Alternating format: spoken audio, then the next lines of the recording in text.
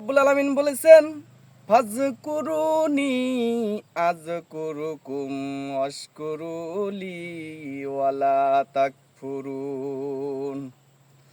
ফাজকুরুনি, তোমরা আমাকে স্মরণ করো, আযকুরুকুম, আমিও তোমাদেরকে স্মরণ করব, ওয়াশকুরুলি, তোমরা আমার শুকরিয়া আদায় করো, ওয়ালা তাকফুরুন, তোমরা আমার সাথে কুফরি করো না। ভাইরা আমার, আল্লাহ রাব্বুল আলামিনকে স্মরণ করে যুগে যুগে নবী ও রাসূলুল্লাহ, যুগে যুগে নবী এবং রাসূল সফল হয়েছেন।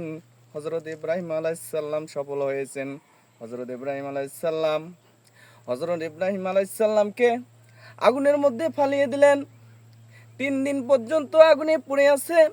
আগুনের মধ্যে একটা পশমও পড়ে না ইব্রাহিম আলাইহিস সালাম।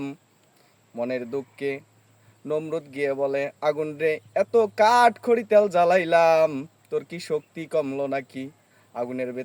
আগুনের ভিতরে পড়ে থাকা মানুষটাকে জ্বালাচ্ছ না কেন? আগুনের জবান খুলে গেল। আগুন ডাক দিয়ে বলে, নমরুদ রে,